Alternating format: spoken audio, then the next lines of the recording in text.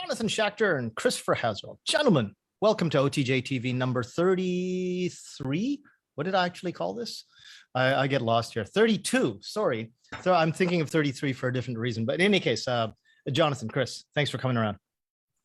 Very nice to be invited. Thanks for having us. These two fine gentlemen produce a podcast that I'm sure a lot of you in OTJ know about. It's called Lost in Citations. I want to talk to you about that name. Fabulous name. And what your episode number is where now? Let's see. This week is 97. 97? Yeah. I heard it's with some guy I heard about, right? It's with Dr. Nikos Sifakis from the University of Athens. So okay. if you're active in world Englishes and things like that, then you've probably heard of him. Okay. I was trying to make a stupid joke there. I thought it was with me this week. That's next week, right? Or is that the week after? I think you're number 102. We tend to schedule them a little bit in advance. But don't worry, we'll be promoting the heck out of it. I'm sorry. I thought I'd do a little self-promotion there. But I was very much privileged to be asked to come on to Lost in Citations. I want to talk to you guys about a bunch of things. Number one, okay, so let's just start with that first question. Where did you get the idea for the name? Because it's a great name. Well, maybe I'll take this one, Chris. So I've told this story before on the podcast. So I guess if people go back and listen to episode 1, and also I retell this story again on episode 100. We have a really great guest coming up for episode 100. So we're excited about that. I won't give the name. Actually, if you go to our website, austincitations.com, the name is there. But anyway, let's see, March of 2020, or even before, February of 2020, I was doing some research, and I was researching the effects of anxiety on performance. And anyone who researches that will end up getting back to 1908, the Yerkes-Dodson law, that bell curve where a certain amount of stress is helpful to performance. No stress is not great, and too much stress, of course, is not great. And you get that bell curve. So I was researching essentially the history of the effects of anxiety on performance. And anyone who's going to research something like that is going to be stuck under a pile of papers. And a lot of us, in Japan who have February, to do a lot of research, I really took that to heart. And I kind of went all in, researching 8 to 12 hours a day and doing that for about 21 days. Wow. And that was coinciding with the pandemic, right? And so it was a confluence of factors where I was researching a lot, I was reading a lot, I was getting a bit lonely. At the same time, I was shutting myself out from the world, so I wasn't really paying attention to the news so much. And I reached a certain point where I was just, I lost touch with humanity. I was reading all these papers, Everything was about citations. And I just had this feeling that I was a bit lost in citations, and I wanted to touch my fellow man, right? I wanted to reach out. And so there was this one paper written in 1994. It was a paper just summing up what had come before. So basically 1908 to 1994. And then there was other papers that have summarized from that era to 2020. But this paper was by far the best paper I read on the subject that just sort of clarified all these issues in my mind. So it was written by a professor, this guy named Tegan, and he was a professor in Norway. And so I looked him up on the internet, and I found his email address, and I said, I'm just going to email this guy. So I emailed him, and I said, look, Professor Tegan, I just want to let you know that this paper was by far the best paper I've written on the subject. It was very clear. Everything was great. And about 2 hours later, I got a response, and I got this big kind of rush. I was, oh my gosh, you're the guy. You're the human. That's not the citation. So, and we started corresponding back and forth. And I think actually it was his idea, where he said, it would be a really cool idea for a podcast if you actually, did this thing where you reached out and you talked to the person who you cited in your paper, and you could talk to them and hear their voice. And I said, yeah, Professor Tegan, that's awesome. Would you like to be the first guest on the podcast? He said, no. So that was a bit funny. And then that actually kind of, it was one of those things where I got that high. And then, do you want to be the first guest? No. And I thought, oh, but that's the hook. Like that's the story. And then I was thinking about it for a while and I thought, you know what, let's give this a go. So I think on March 20th, whenever the first day of the release was, I had reached out to Seiko Harumi, who I'd read a lot. Anyone who's researched the effects of anxiety on silence in the Japanese classroom, you've probably read her paper in 2011. I reached out to her and she agreed to come on the podcast. And I think I recorded it maybe it was like March 25th or something. And we posted it that same day. And I just said, okay, well, here it is, episode 1. And then I reached out to Chris, because I know we've had a lot of discussions before. You know, he's really big into podcasting, and I'd seen his office before where he's got all this microphone equipment. And we were kind of talking, and I said, it'd be cool if you came on the show as like a guest. And then I think the second interview was with Chris. So I talked to him and he was really, really good. And I thought, wow, he's really good, almost better than I am. And then I thought it'd be kind of cool if we did it this, I've never really seen this format before where, you know, it's a rotating guest. So 1 week is Chris, 1 week is myself. And then later on, we took contributing interviewers, which you can talk about later.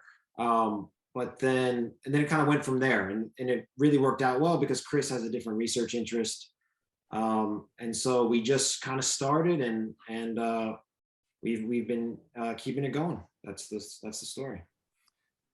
Chris, how did you, or from your perspective, when Jonathan started working with you, how did that sort of evolve? How did that come about? Was it just something that you suggested? Was it something Jonathan suggested to you? Well, it's interesting because I talked to Jonathan after the interview, and he basically repeated some of the things that he just said there, which is, you seem to have the wherewithal to be able to interview, but also I have my contacts from my own 15 years of working in Japanese academia. So what I actually did during that week, I don't think I've ever told Jonathan this story. I actually reached out to a bunch of people in my, the Rolodex of my iPhone, and asked them if they would be interested to be interviewed by John. And basically I got the no, but I'd be interviewed by you. I'd be interested in being interviewed by you. And then John got back to me independent of this later on in the week and said, hey, how about, how about you start doing some interviews? So without having to give a refusal to John that I couldn't find anybody for the podcast, I was then able to kind of smoothly move into the co-presenter role. How do you like the co-presenter role? How do you like doing the whole podcast? I think it's something that it is quite thrilling in a way. I've spoken to some people who, we came up with a slogan which was, a face to the name and a voice to the words of the papers that we've only read.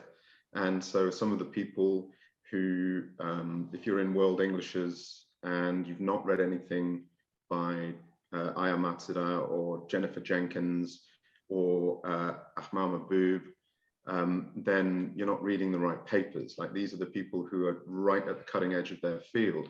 But I was able to talk to them, share, some of their experiences of the things that exactly what John is talking about. So what we've tried to do is interview people at different places in their career. So we've had people who are right at the beginning of academia, people who are right at the beginning of a PhD, people who are well in the middle, they're completely lost in citations just prior to graduation, post-graduation, and then like emeritus professors like Jenkins and Hino, who really are the pinnacle of where we want to be in our academic careers. And so I've been able to talk to people all along this spectrum, and I think that we've developed a catalogue of interviews at this point that you'll find something interesting if you dive in. For both of you gentlemen, just listening to what Chris said just now about, really, you guys should be reading these authors. if you've never heard of these authors, then you're probably not reading the right authors. And it just made me think just at this moment that I was having a conversation with a good friend this morning about ideas that he had for stuff that might be fun to do on OTJtv. And it has always been on my mind that I don't want to use the word subversive, but the idea that up to now academia has had a way of sort of funneling what other academics should be reading, and some of it is very legitimate, some of it is not. Something, a lot of it is based on the idea that scientific method should and peer review are really important things to stick with, to make sure that information is vetted, papers are properly written, and you don't have like the scandals that you would have back at Kyoto University with that one researcher that was doing stem cell research. That sort of thing is important, but at the same time, there might be the danger of over vetting, where only certain authors are read ahead of others. And do you guys, in your choices of the people that are going to be on the podcast, think to any degree that, this person isn't well heard or this person isn't well received, but I want to give them a platform? Have you ever thought about one particular episode guest that you thought, I'm going to give them, a boost up because I think that their stuff is really good, but just isn't getting the attention it needs? Maybe I can go first, and Chris, we might actually, that's a great question. I never asked Chris's opinion about that. Personally, I've never thought about that. It's only people who I have either cited in one of my papers or who I have personally witnessed. Like, for example, Lisa, who was on your show, I think previous episode. So Lisa is someone that I know, I work with, I've seen her presentations, I'm aware of her work. She personally inspires me. So that's sort of my approach. And also, Chris talks about this podcast narrative, which is something else that can come up about maybe later on, where this organic evolution of guests. So one guest will recommend another guest will recommend another guest, and a lot of them are connected in the papers that we read. So the main thing for us was to not be the arbiter of choice. And that's another reason why we kind of opened it up to contributing interviewers. That's the main reason for me, was because like I'm focused on this research interest. I'm interested in these people. And then we also have Chris, who's interested in this research interest. He's read these people. But we always did kind of think about this, that this is personally our interests. And there are a wide range of research interests, of course. I think the people that listen to our podcast are interested in our research interests, and they're interested in the personalities.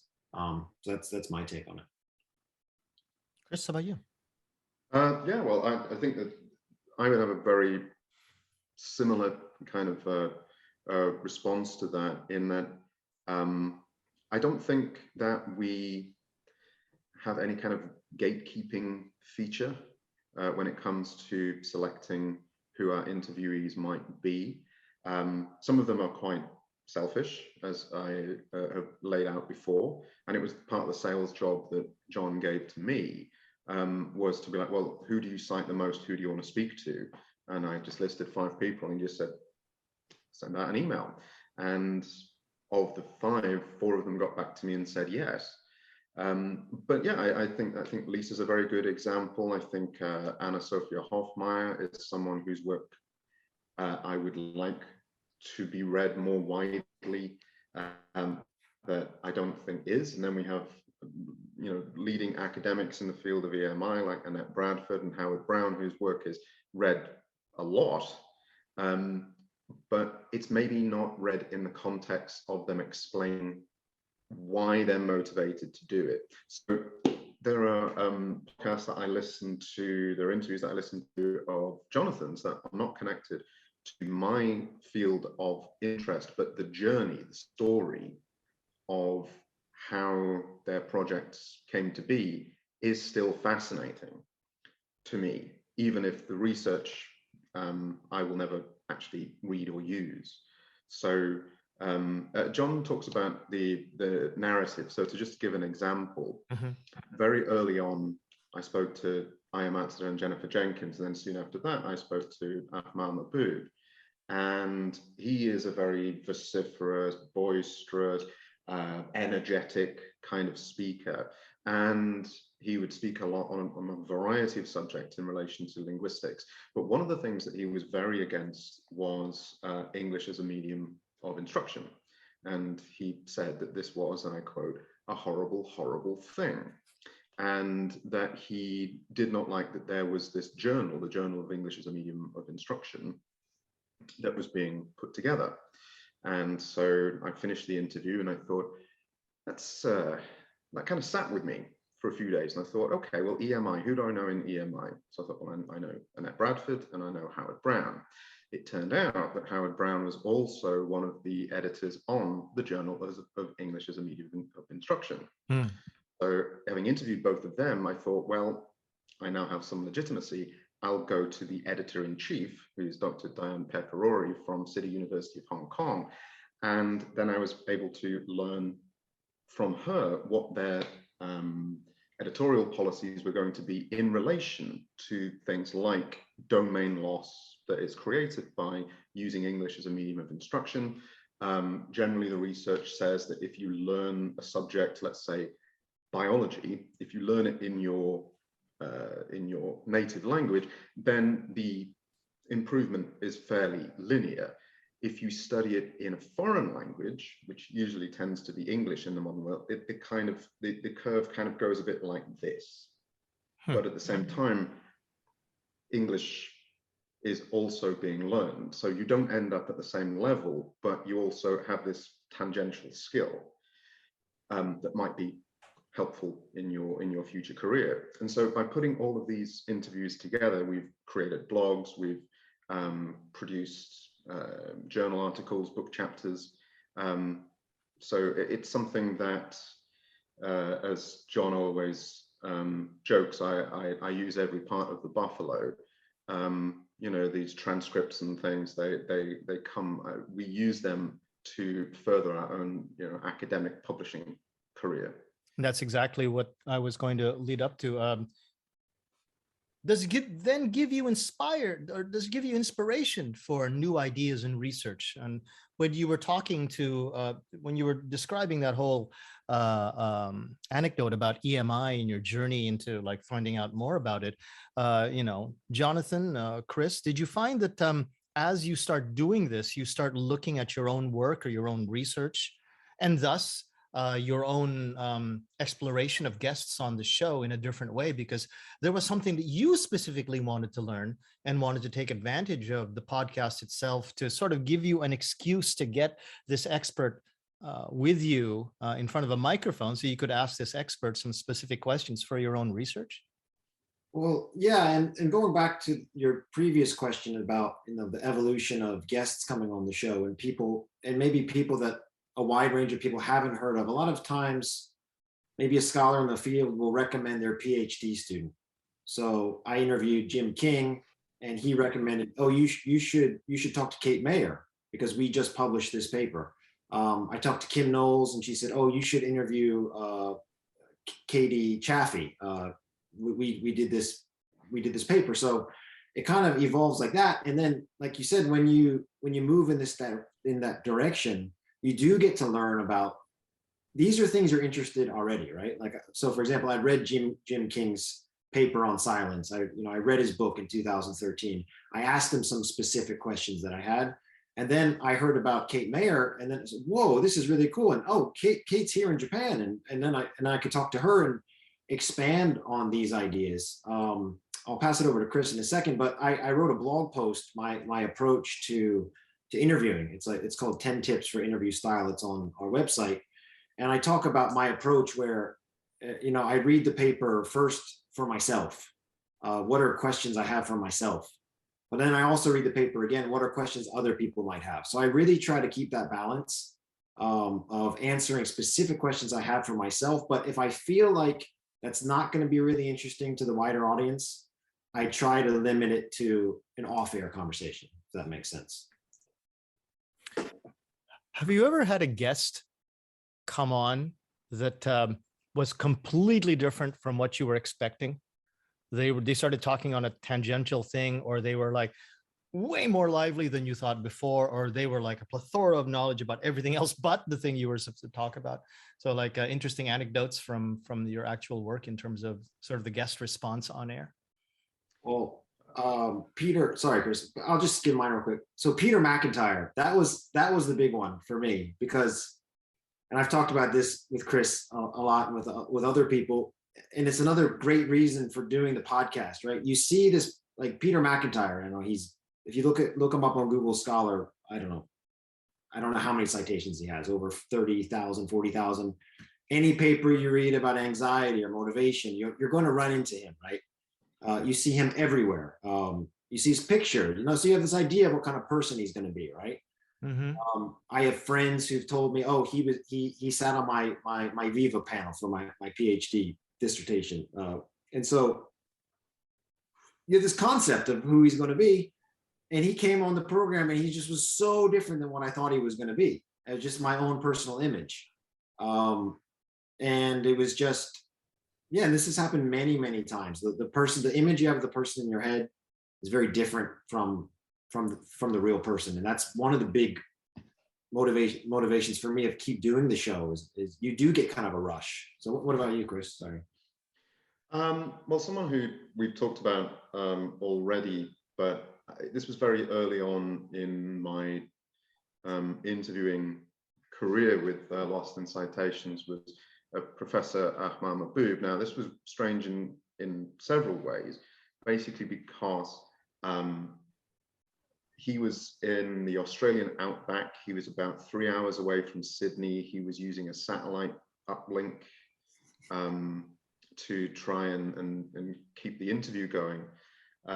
Whereas I'm sitting in my air-conditioned apartment with 5G, fiber optic internet. But and the interview actually went, I mean, the one that we published was 1 hour and 20 minutes. We actually spoke for over 2.5 hours. And I had to edit a whole bunch of like stops and starts and problems with the internet, which he was always insisting were to do with me and not with the fact that he was connecting with nature, and he's incredibly knowledgeable and very enthusiastic about language ecology and world Englishes. But I recently had to review the transcript of it for a paper that we're writing, and there are like 12, 13-minute sections where you don't hear my voice at all. And I mean, given his confidence and his background in it, Jonathan is much more of a sacket. He's much more of a rascal when it comes to getting in and interrupting the interviewees. But I was very green at the time, so there'd just be like 13 minutes and then me going, mm-hmm, and then him continue. I learned a lot from him. I learned a lot about the field, but it was quite the experience. And that was kind of in a, I don't know, because whenever I read his work, he's very straightforward and very not particularly, that doesn't ramble on. He's quite efficient in his writing, I always thought. So his voice was quite different from his words. The person in a positive way was James D'Angelo, who I have, and I admitted to him, and I shared my papers with him before we'd spoken. I'd been quite critical of his work in the past, but he took this on positively, and it led to a very good discussion. And then he went on and publicized the interview. He recommended several other people I speak to, and he said, yeah, share my name and hope it opens doors, and it has done. So it can happen in different ways. Moving on to the other side of the microphone, the people who are listening. At the very beginning to now, did you find your image of your target demographic different, or has it always stayed steady? And how did you define it? Or did you even consider a demographic at the beginning? Basically, you thought, well, teachers like me, right? Or did that change over time? Or what is your target demographic? So for me, I think it has changed over time. I didn't really have a target demographic. In the beginning, I was just, again, targeting researchers, the guests. My focus was mainly on the guest. And And I thought if the podcast, was engaging, people would listen, and then we'll kind of go from there. As it has evolved, I would say our demographic, for me, I look at it as four people, four types of people listen to our show. And this is what I actually tell the guests, and because I want to satisfy all four of these demographics. So first, our teachers. These might be people that are not academics at all.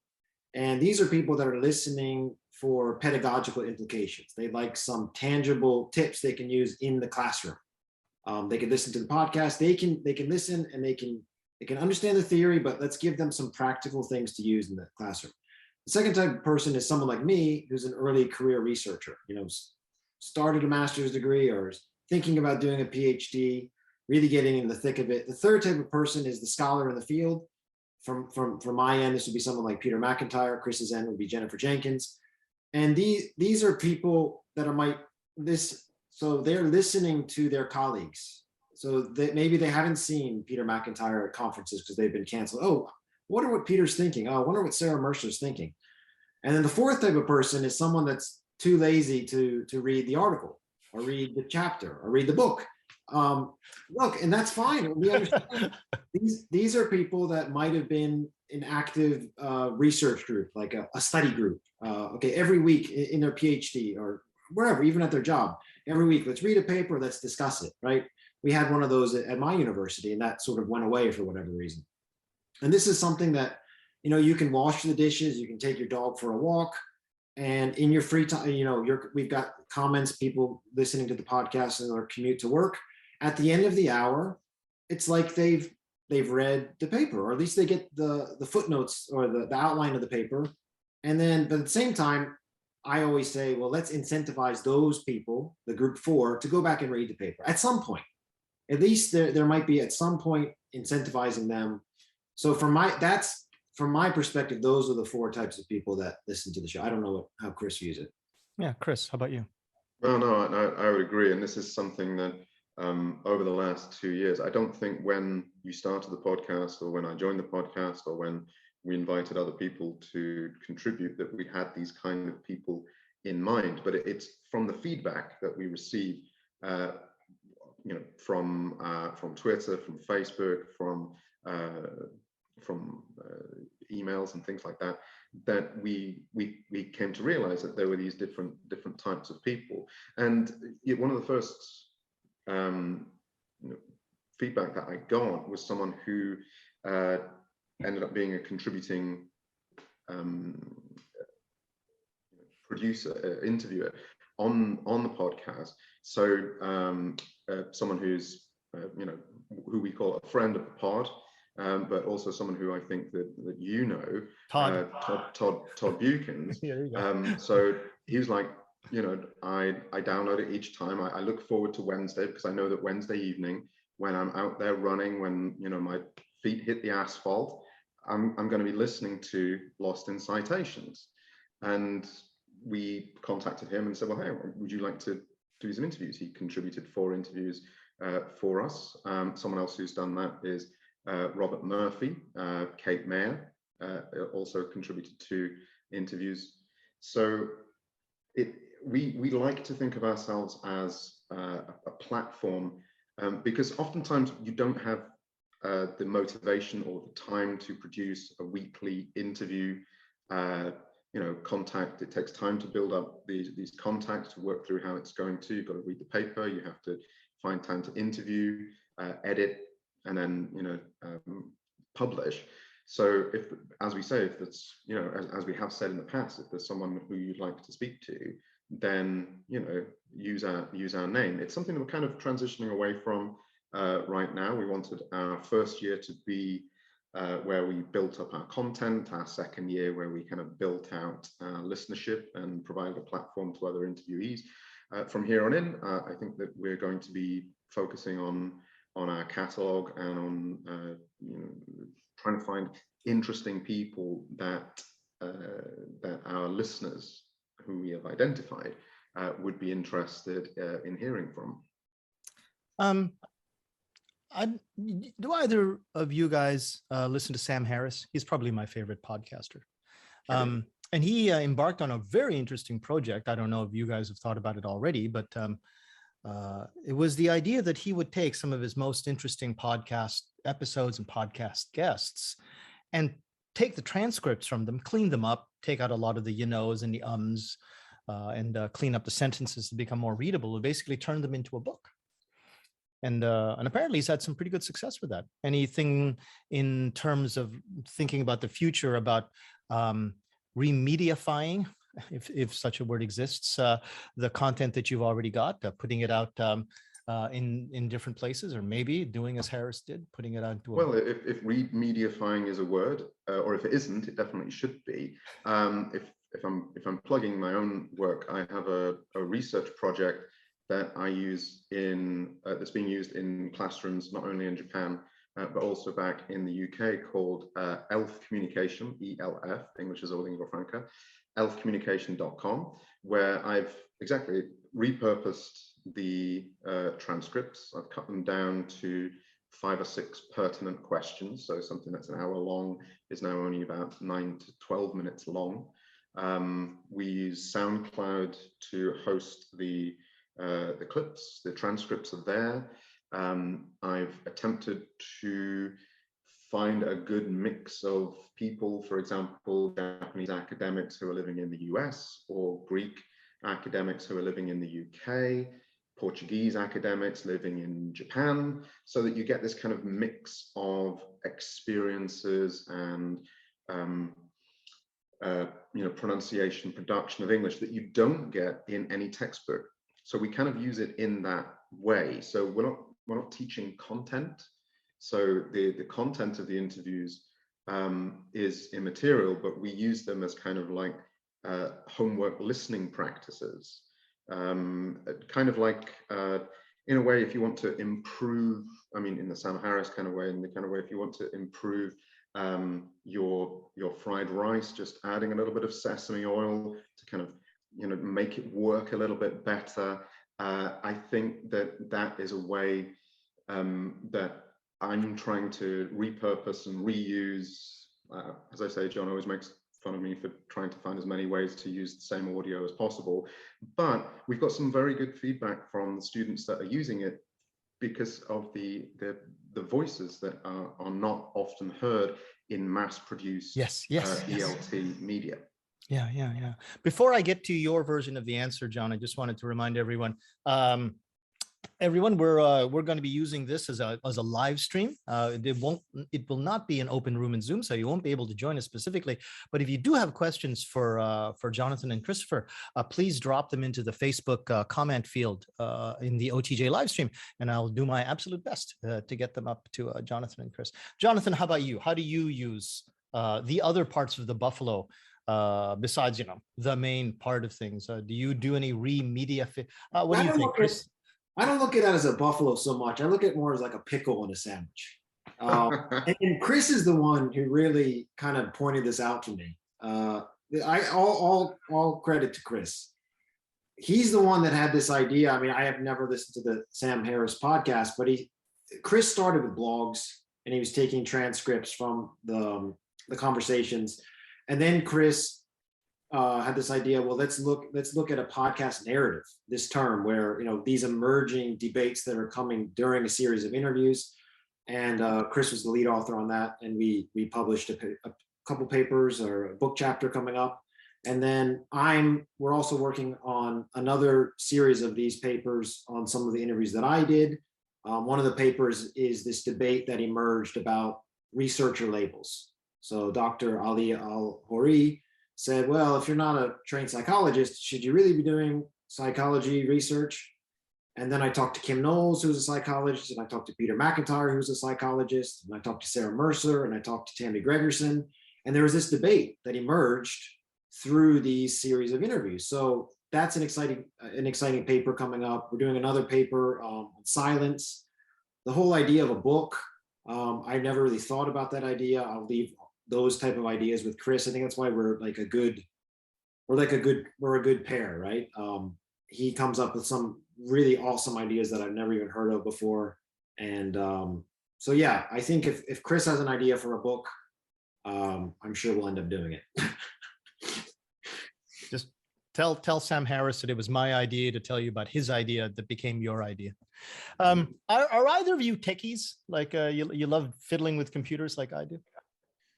Well, when I was a kid, like growing up, like radio was always like a big thing. There was a neighbor of mine. I remember he had this really tall antenna in his backyard. It was like a 2-wave radio or something. And I remember one day I went over there and we're like talking to truckers in Sacramento, and I thought, this is crazy. I don't even know where Sacramento is. So I was always really big into radio. Like I'm still fascinated that we look on the list of countries of people that have listened to the episodes, and it's just incredible. I'm still blown away by it. I'm not a huge techie.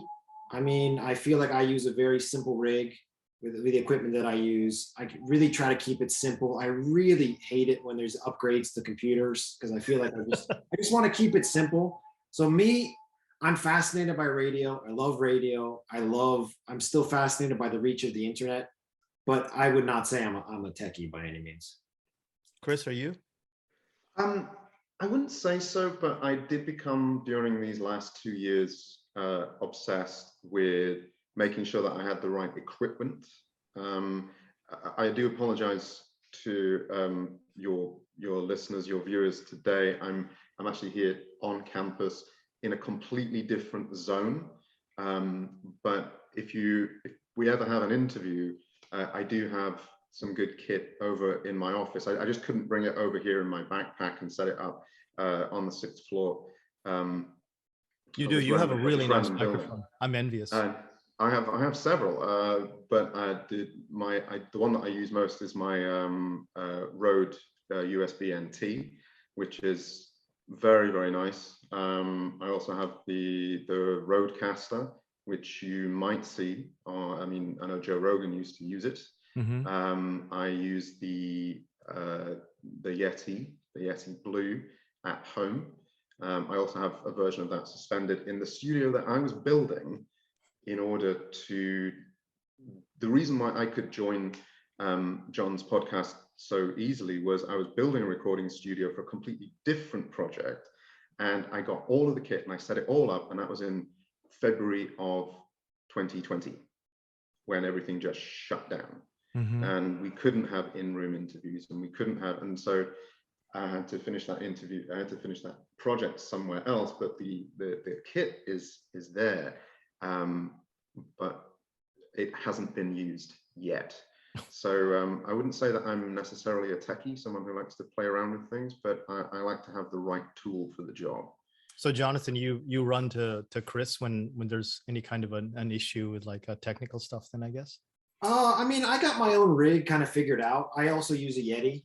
I mean, as long as Macintosh does not make me upgrade what I have now, which I think I'm pretty safe, because I think the computer that I have now cannot be upgraded to the setup that I use. I'm kind of like an old man. Like I have what I like, and yes, if something happens, I will need to go running to Chris to help me out.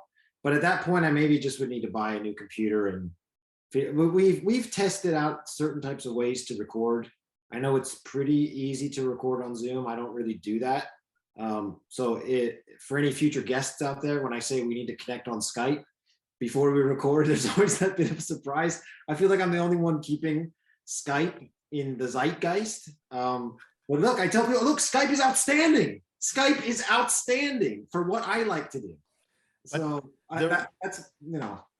The funny thing is, actually, in terms of our contact, although me and John are in contact through things like Messenger, email, other things on an almost daily basis, I think in the 2 years that we've been running this, we've only met twice, like actually face to face. Really? I think, yeah, I think one time John came over here to enjoy one of the beaches, and another time you were coming out to the mall here.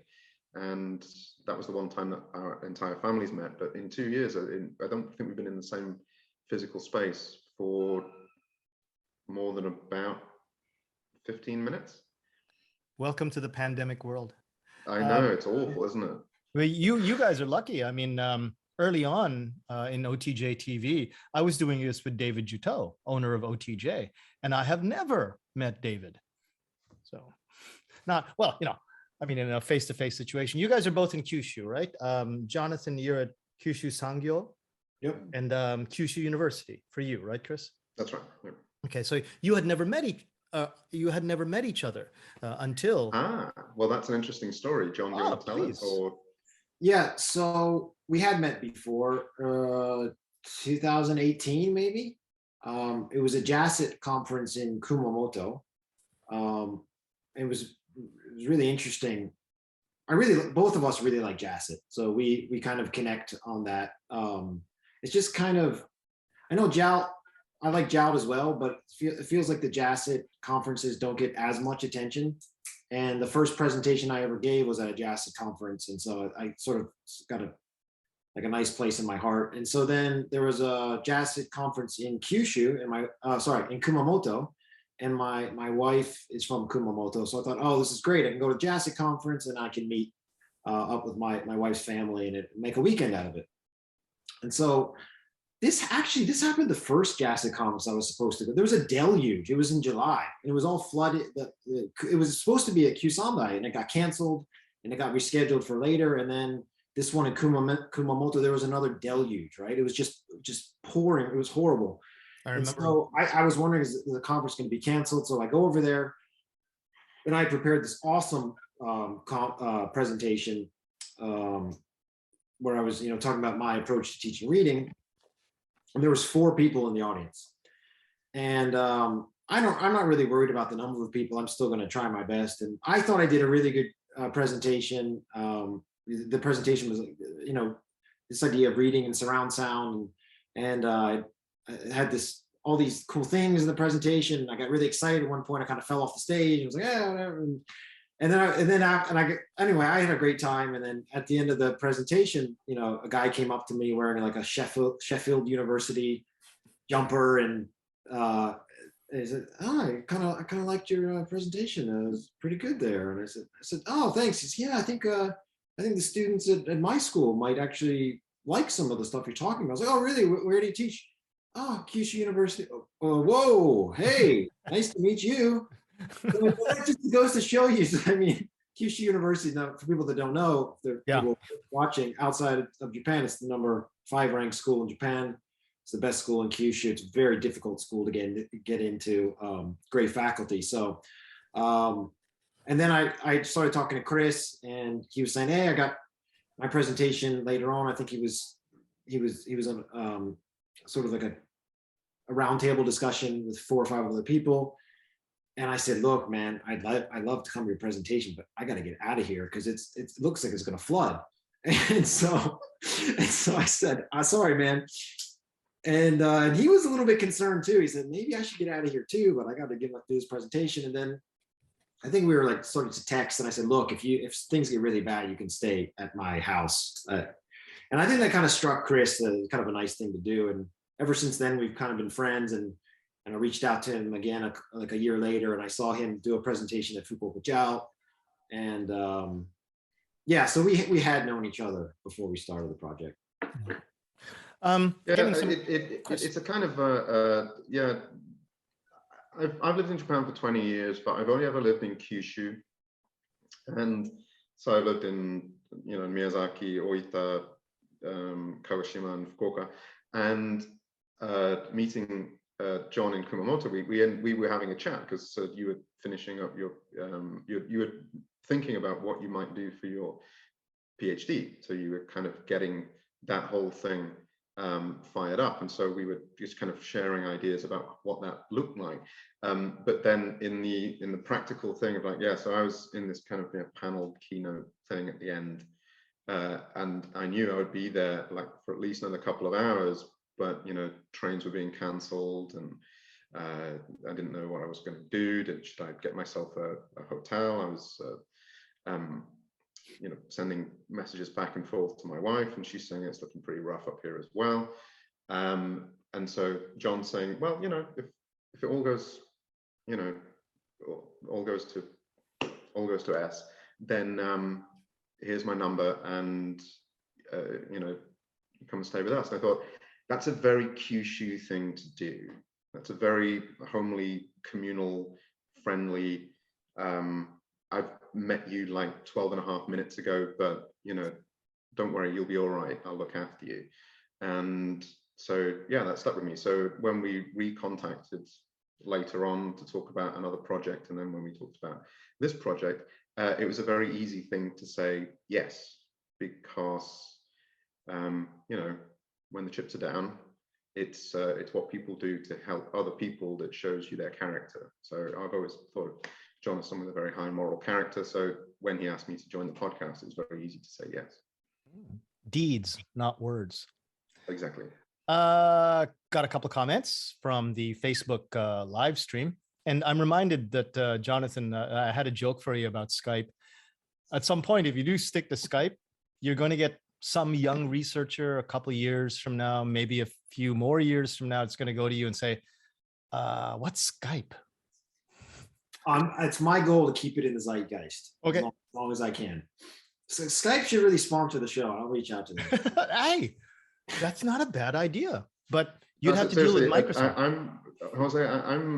I'm just in the corner watching this whole thing go down, eating my crackers and just being like, you know, when is he going to come over to Zoom? But he's sticking it out. He's in it for the long run.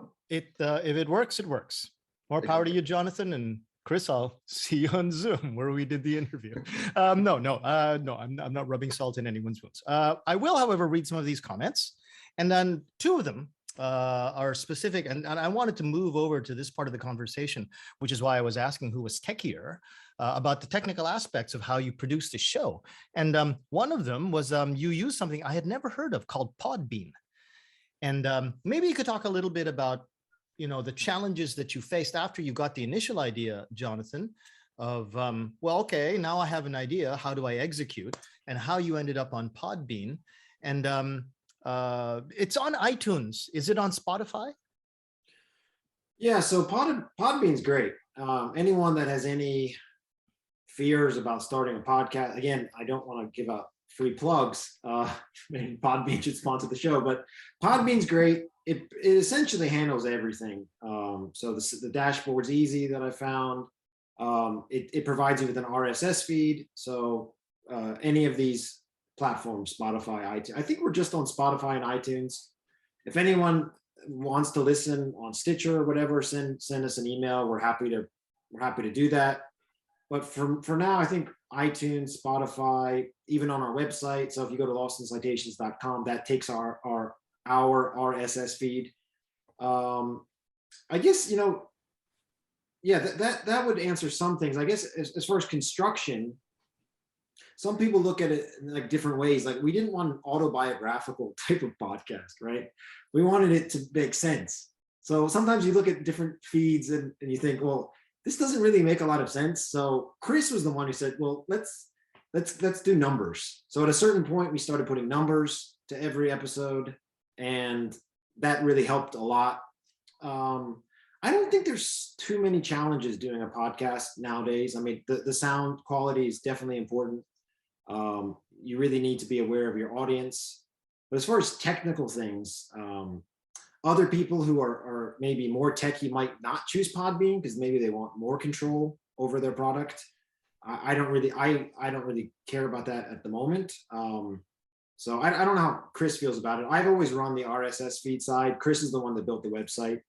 So we kind of do different things. Before we go to Chris, Podbean, Jonathan, is that a paid product? You pay for that? Yeah. So they have different types of plans. I feel like they're really reasonable. There are definitely other websites like that as well. But their customer support is great. They always get back to you really fast. I just really like them. So no great insights, just personal experience. Okay, good. So Chris, go. What do you got about making the website and stuff? Well, we use Wix. Wix was very, very helpful. It helped out because I was building another website I was building Elf Communications. So I needed a kind of proof of concept before I went off with that. So I use Wix for making a podcast website. So yeah, we also run the RSS feed from Podbean through that website as well. We use Otter.ai for the transcription of our podcasts. So if you go to our website, you go to guests and you just hit Control F and you type in a word that's connected to your research. We put the 20 most used words in the review of each of our guests. So I guarantee you'll find something. So if you're into psychology or into science, science, world Englishes, communication, education, all of these things, like they will pop up and you'll find something that's going to interest you. Both of us use, I believe, Audacity. Is that right, John? Audacity, yeah. To run that. I was actually quite proud of myself this week. The interview that I did with Dr. Soufakis, his levels were very high, were very kind of boomy, and mine were quite low because I'd fiddled with the gain function on my microphone and forgotten to reset it. But because you can clip out each section and normalize them by decibel level, if you listen to it, hopefully there's not that much difference between them, although there are some off comments that might not match up. But I think that's basically it. So I use Zoom because I like the audio leveling. Then I use Audio Converter to turn it to a WAV file, put it through Audacity, clip out any breaks, and then upload as MP3, Otter for transcription, and then Wix for the website. I think that's all of our. I think that's hitting all of the bases there. And then you get the MP3, Jonathan, and send that to Podbean, and Podbean shoots it out to Spotify. Oh, well, we use Google Drive to share a lot of the things. So the MP3s, the pictures that we use for both the thing on Podbean and also what we do on Wix. We also have something that's called the Pod Docket, which is now about 37 pages long of all the kind of things. So like the citation that we're going to be using, the person, the date, the schedule, the just general ideas that we have. So trying to avoid email as much as possible and having to download, upload, Word documents and all this kind of stuff. So when you said before that it was kind of the best time for this kind of opportunity to come along, you kind of learn the tech as you go along, but it is there. If you just a short search on Google and you'll find something that's going to fix a problem. Jonathan, did you? My question was, so you get the MP3. What do you do with it? Yeah, so Podbean has a dashboard, and you give the title for the podcast and the description, and then I always set the episodes to auto-publish midnight on Wednesday Japan time. So that's all auto-publish, and once it's published, in the settings, Podbean links to whatever platform you want.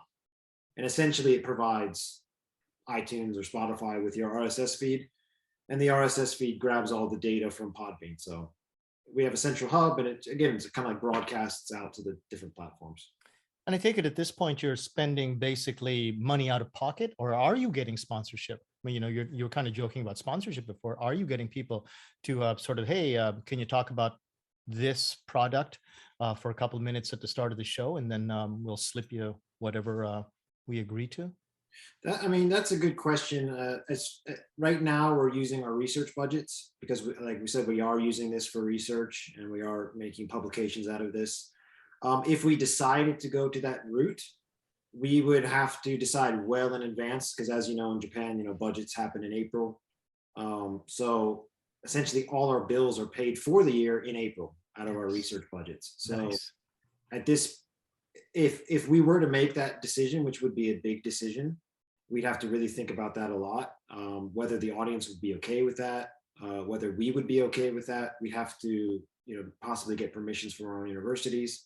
So at this point in time, again, we're just kind of letting it evolve and emerge, and we're happy with where it is now. I think we would be open to it, but it would have to be in the right sort of circumstances. And there was a lot of factors that would have to, we'd have to consider before we decide upon that. So that's it.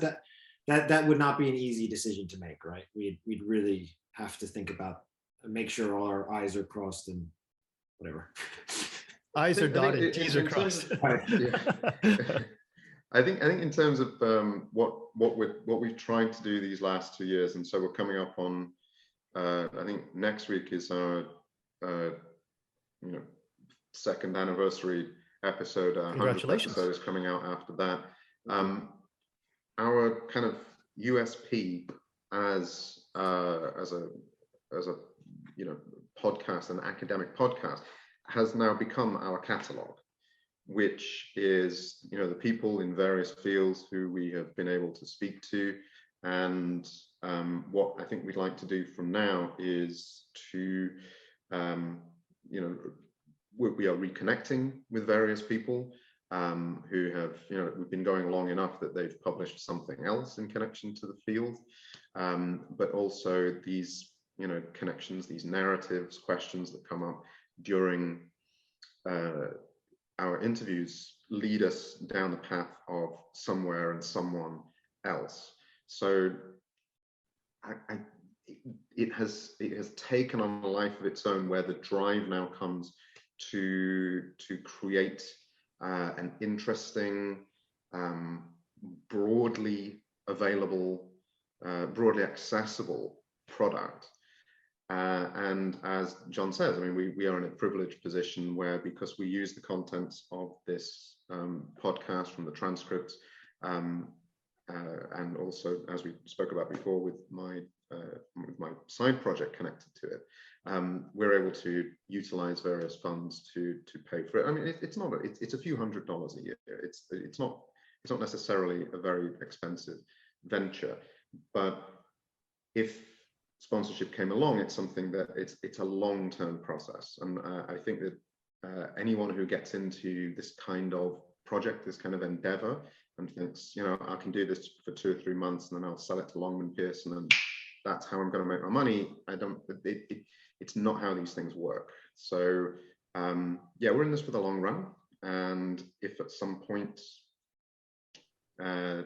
somebody comes along with the right offer, then we'll be open to it. We're coming up to the top of the hour. So first, gentlemen, I'm going to let you put in a few plugs. Got any presentations or papers that you're going to be getting out there that you want to talk about? You're going to show up somewhere on JASIT sometime soon, Jonathan, Chris? Before I forget, actually, I would like to just plug the IAPL, the International Association for the Psychology of Language Learning. It's iapl.com, which I'm a member of. And a lot of the guests that I have interviewed have been a part of that organization. I'd also like to give a shout out to Multilingual Matters, who publishes a book series from that organization. And we've had a great relationship with Multilingual Matters. They're really just so nice, and they've helped facilitate some of these interviews. And the IAPL people are some of the top people in the field, and they've been extremely nice. As far as presentations, we have a couple presentations coming up, right, Chris? I can't think on the yes, we have the one that we have confirmed is Lakeland International College in Tokyo. That's coming up on June the 4th. If anyone is interested in that, I always recommend Lakeland, as it was a conference that really helped me early on in my career to get my confidence up in speaking. It's really well run. The organization is fantastic. Shout out to Roger Grabowski, who is an effervescent director of that college. We are always in the mix for JASIT and JALT, although we don't know what the outcome of those things are going to be. Pansig. Hopefully face to face in Nagano. I hope. Fantastic. We have a book chapter coming out from the University of Sultan Qaboos in Oman, based on our work. We have another one under consideration from the University of Monash in Australia. We are constantly working and grinding to try and make sure that in as many different vectors as we can, the word gets out. So not just through our website or through our podcast, but also through our publications and our presentations. And I hope that will increase in the future. When you say your work, are you talking about Lost in Citations then?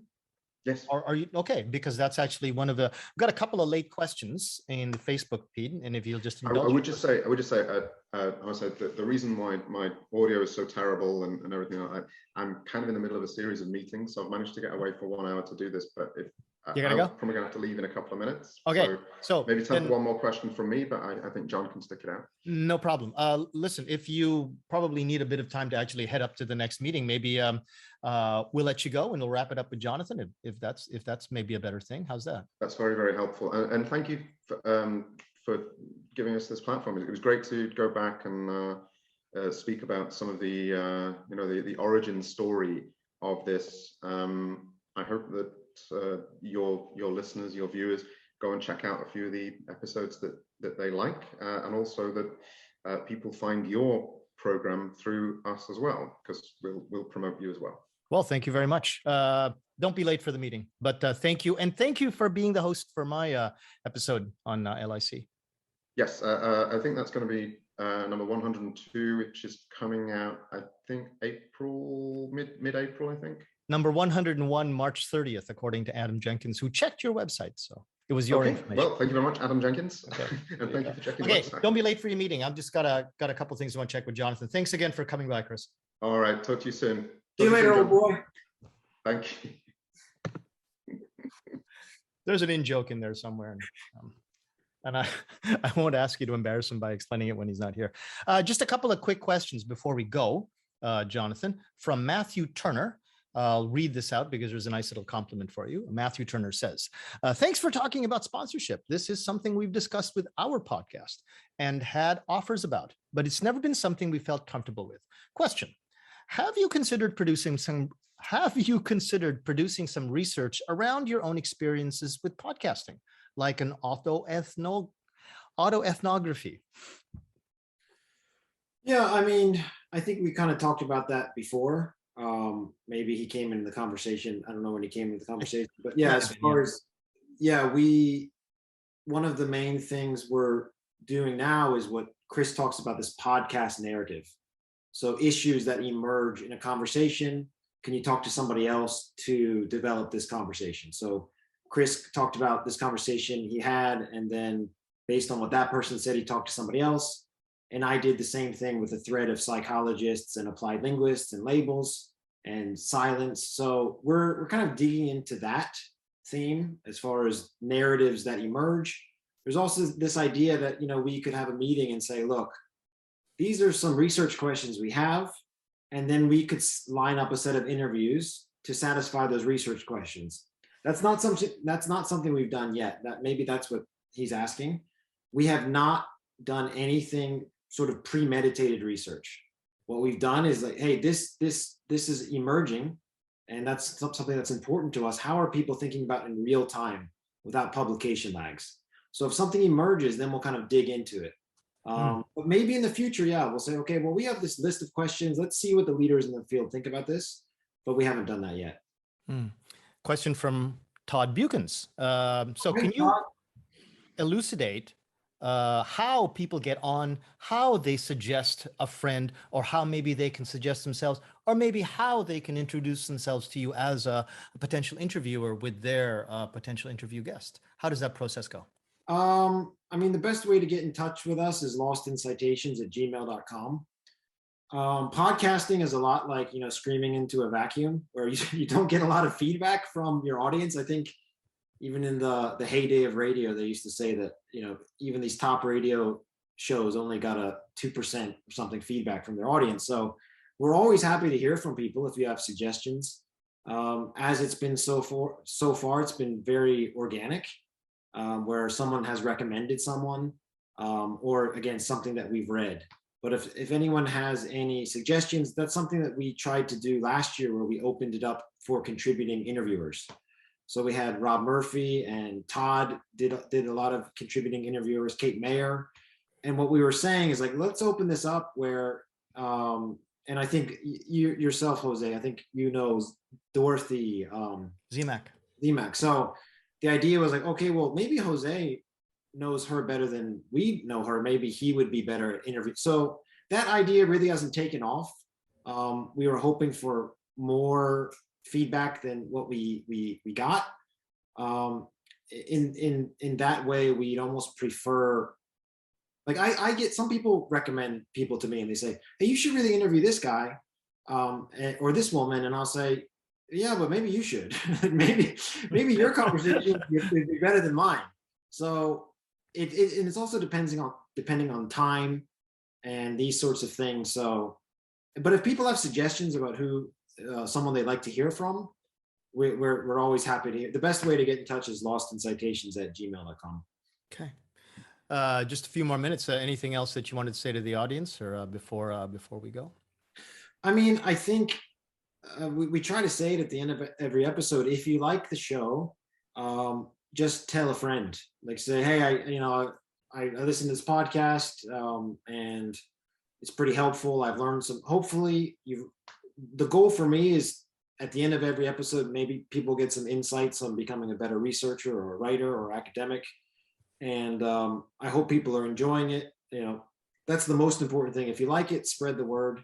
Also, if you have any feedback for us, we'd love to hear it. We've got a lot of positive feedback so far, which is good. So anyway, just reach out and tell a friend. And speaking of telling a friend, I'm going to force you to sit there while I tell you about the next episode for OTJtv. It's this one, and I'm very proud to have Yoshi Grote coming on in a couple of weeks, March 26th. That will be back to our normal time, Saturday mornings at 10 a.m. If you ever heard her speak as a plenary speaker, she was a plenary speaker at JALT National 2020. It's quite fascinating what she has to say on the whole idea of her own personal experiences with helping or being an ally to LGBTQ students, colleagues, and an advocate for issues such as that. And she'll be coming to the show March 26th. Otherwise, believe it or not, we actually have a separate special show just before that, and it is going to be my turn. I'm actually going to be interviewed on my own show, but don't worry, I will not be interviewing myself. I'm not quite that narcissistic. We will have a guest host down there towards the corner, and kind of a scary guest host. I don't know exactly how they're going to bring balance to the show, but they've certainly, at least in the movie series, brought balance to the force. But this person will be a fabulous host. I know that because I've seen them do this before, and you all know who I'm talking about. Anyway, a couple of really good moments with Yoshi Grote, maybe one or two with me too, but overall, it's been a great hour with you and Chris. Jonathan, thanks very much. Thank you so much for having us. Okay. Yeah. And big wave to the camera. Thanks a lot.